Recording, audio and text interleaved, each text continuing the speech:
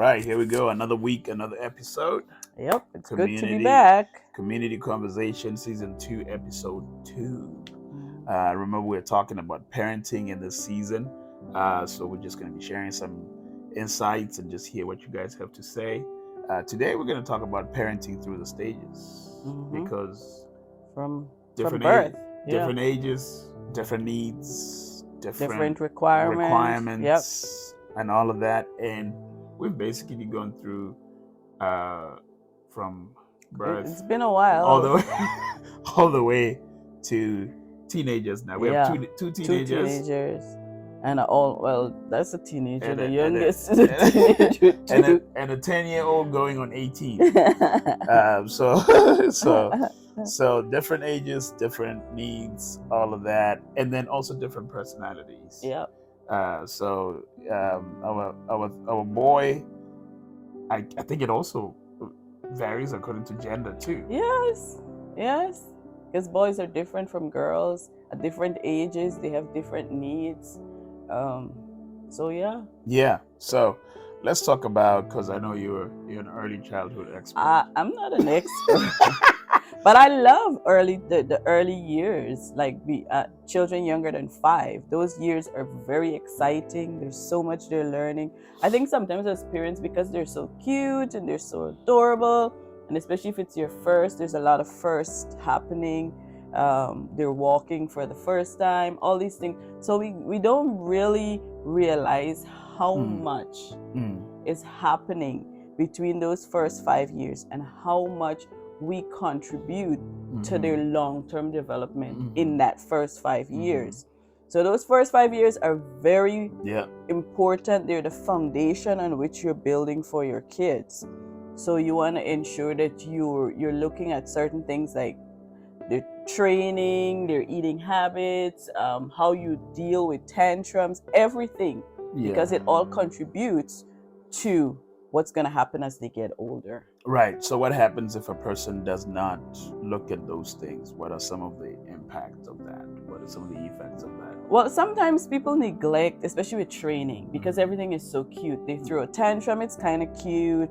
You don't realize that they're picky with their eating, so you don't focus on a lot of those things thinking they'll grow out of it. And in many cases, it just gets worse as they get older. Yeah, because that's what they think they can get. They can get whatever they need by throwing, for instance, throwing tantrums. Yeah.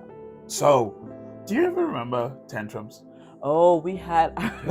I remember we went shopping. I think it was Game City. We were back in Botswana at that time. Yeah. And our eldest at that time, she wanted, I don't remember what toy it was. And we said no. Yeah. And she threw a fit. I mean, she cried and screamed to the point of throwing up. Do you remember that? Yeah. Until she threw up. Until she threw up. So some of those things, it was kind of unlike her. But I felt like at that time it was pushing a limit. Like, how far can I get with this? If I get away with it this time, then the next time this is what I'm going to use to get what I want. Yep. And of course, obviously, we stopped that immediately. Yeah. We dealt with that. We had conversations with her, and we said, you're never ever going to do that again. If you're going to do that again, there'll be consequences. And that's one thing that a lot of parents, especially for kids that age, don't think that there needs to be consequences for behavior. Yes. She's just being a child, so it's okay. She can do whatever she wants. Yeah, modern parenting, and I'm not like, I can't say that I'm strictly traditional, but I can say I'm fully modern. I think a balance of both will be perfect. Yeah. Because back in the day, there was that whole children should be seen and not heard. Yeah. So children never had a say. Right. They weren't able to voice their opinion. They weren't able to speak freely. And those kids grew up to be very timid, very shy. Yeah. Some of them even got into stages where they were bullied because they never developed their voice. That's what I think. And they were never able to develop self-esteem and be able right, depending on the parenting and depending on their experiences. But now this modern parenting that I've seen, where kids pretty much run the household, right, it's a little extreme because then you don't allow the kids, they don't know who the parent is. Plus, they don't know boundaries. There's no A lot of boundaries. times they don't know boundaries because they can get away with anything. They can do whatever they want. They don't get told no. They are allowed to do whatever they feel like doing. Oh, there was, because they're expressing themselves. there was a period of time where that was very big in the parenting community. Where don't tell your kids no.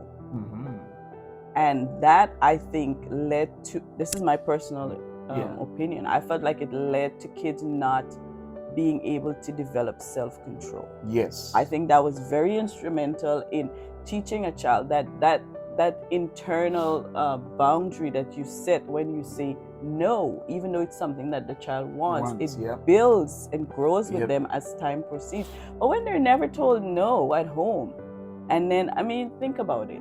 Which child can live their life if you instill that in them from a young age, never hearing no? Right. It doesn't happen in school. It wouldn't happen in sports. So when you build that in them from at home, it really is a disadvantage, I think. That's very interesting, because I coach U14 soccer, and I can tell you from my team, I have a team of about 16 players. I can tell you from my team which child probably never got told no when they were younger, because they're the ones that's always trying to say, okay, I gotta go in and play. And then if I say no, they're just wondering why I'm saying no. So they don't really have that. So that also, for me, I think it also can make a child not be able to develop even how to deal with disappointment. Yes. Because everything they do, now all of a sudden, they get past 5, then in first grade, and kindergarten starts, or they started kindergarten, and the teacher says, no, it's not your turn. It's not your turn. Or wait. Yeah. So that can make the child either throw tantrums, cause disturbances, or just start to begin to withdraw into themselves and never be able to come out of that. So we really, that's, home is the place. The Bible says, train up a child in the way they should go, and when they're grown, they will not forget. They will remember what you trained them, basically. So this is, again, it brings us to the first topic that we talked about, intentional parenting, because you have to work through these things. You have to have the end in mind. You have to have the future in mind. I am raising someday this is going to be somebody's husband. Someday this is going to be somebody's wife, somebody's parent. Now, if they don't learn those skills, you're bringing to society a child who maybe it might take them longer to develop those skills that they need to be able to develop. So all those things are important. Yes. It's really important. So then let's go to like school age. Now we've got one that is almost done with elementary, going to intermediate, which is almost middle school, and then we've got 2 that will be in high school next year. Freshman and a senior. Yeah. So let's talk about the needs for those. I mean, what I love, school age is very different, because now you have external forces. You have the school, you have more friends, you have stuff that's beginning to play a role in their attitude and their behavior and stuff. But parents still have a very significant role to play in terms of training, in terms of their behavior still, and academics. I think you do a great job with the kids when it comes to academics, monitoring their work, ensuring that assignments are complete. I'm involved, but I like I said, I'm preschool. But it's mostly, I mean, what I do is mostly just again, teaching accountability. Yes. Because I think having worked in a school system myself, I've seen kids that don't want to be held accountable for anything. It's your fault. It's your fault. Oh, this work is too hard. They're not gonna push the teacher through. Doesn't like the teacher them. Doesn't like me.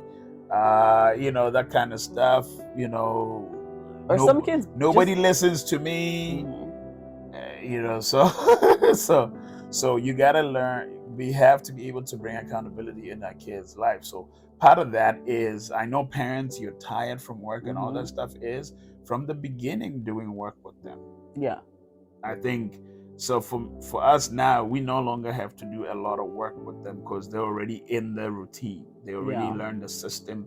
They know that they have to do homework at home. We don't do homework at school. We do homework at home. Then Reading, you there's your read. time for So reading and stuff. we do reading. There's expectations for us, for our kids to read. I take the kids, or we take the kids to the library for them to be able to get books so they can read. Because one of the things you were sharing me a statistic. One of the things that's big now, that's horrible, but it's a serious occurrence, is kids who now read at Lower levels levels. at lower levels than where they are, and that's an issue. Kids have to know how to read.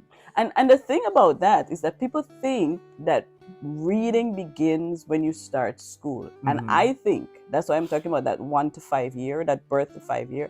That is your foundation years. Those are your foundation years. So you're building interest in kids at that age. So you're starting with letter sounds and colors and numbers and shapes. You're teaching them the importance of school and academics, and they're falling in love with these things. Right. Where we have this new trend where kids are all, and I don't have anything against technology or so, but when they spend so much time on the tablets or phones or television and not doing anything that's going to be of benefit to them, then that becomes their world. So I learned from my son, who is in 8th grade, that they don't even take notes in class. Yeah, imagine. So we used to take notes, but now we used to take notes. I was not a good student. we used to take notes. Now, for that to happen, now what we've realized with our kids especially is, in terms of reading and reasoning, that's a big gap because of all of that stuff with technology. Because you basically can ask Google or whoever what you want. So it's our responsibility as parents. If the school system is not doing something, it's our responsibility. So to fill the gap. So we are supposed to work with the school system. There are parents that just feel like, well, this child is at school, the teacher has a job, they get paid, I pay taxes. So what? No, you're making a big mistake, because these kids, even though they spend more time at school, they firstly and most importantly, they listen to you. Yeah.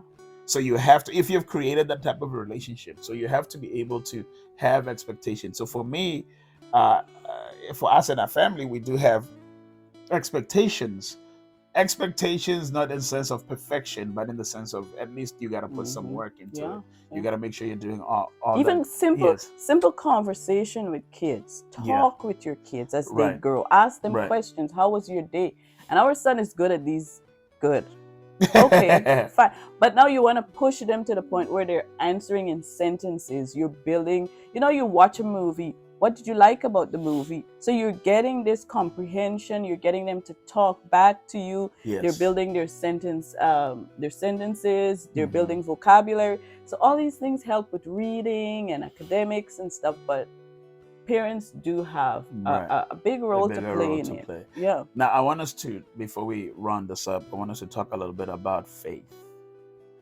Like being able to teach kids about God. Because that for us, that's a big thing, is we need them to be able to understand that there's a God. Obviously for us in our family, we believe in Jesus Christ, and we want our kids to know that. So I am of the view that throughout these stages of growth, you need to be able to make sure that your kids learn about God. Yeah. So we do at different the level at the level. At. So we take our kids to church. They have to participate. We have a family devotion. We have prayer. These are some of the things that with the latest type of parenting, people just feel like you don't need to tell kids about God because they have to grow up and they will make their own decision. No, it's my responsibility as their father, as Stacy as their mother, that we teach them what we believe, the principles we live by. While for 18 years or so, while they're under our roof, they have to learn the things that we believe, the principles that we believe, and having a relationship with God. Well, when they grow up and they choose something, whatever they want to choose, that's on them. Right now, this is on us. It's our responsibility. Our kids have to learn about God. Mm-hmm. They have to spend time with the Lord. Mm-hmm. We have a family devotion every morning. They have on a we use the Bible app, and they use that Mm-hmm. and do all of that. Everybody needs to Yeah. be able to do that. So for parents, I think for this episode, just be reminded that it's our responsibility. When it comes to academics, we cannot fully lean on the school system to Yeah, ensure that they're teaching our kids what they need to learn. right. And when it comes to their spiritual development, we cannot lean on the church and the Sunday school or whatever Yeah, and say it's their responsibility to teach them. It is our it is our responsibility responsibility. to know what they're learning, what their interests are, to be active and involved in that, and to also teach them the things they need to know Your so ch- that they're growing into the adults that we wish they would be. yeah, I mean, we all have desires for our kids. It doesn't mean that we're gonna like we'll be control them, but you always have an end result in mind. remember your children will reflect the values that you teach them. Yeah. Your exactly. children will reflect the values that you Yeah. teach them. So it is important for you to think, what does my child need at this stage, and meet those needs. So we have to be able to look at that. What are we developing? What kind of people are we developing? And then you take into consideration their gender, their personality. You look at all of that and see what's best. Of course, you're praying, you're asking for wisdom in teaching them and developing them. You're not alone in parenting. There's lots of material available in terms of childhood development, stages of development, spiritual growth. So make use of all the help you have. Yeah, if you have any questions, just reach out to us. Just also our YouTube channel. Yeah. Follow us. Yeah. Check us out on podcast, every area. Listen, you can reach out to us even on the comments. Just let us know what you think or what questions you have, and we'll be able to respond to that. Yep. With that, And we're not necessarily perfect parents. Well, I mean, Gary's not, but but we're always working and learning and trying to do what's best. All right. Well, Good. God bless you. This was Community Conversation with Gary and Stacy. Peace. Bye.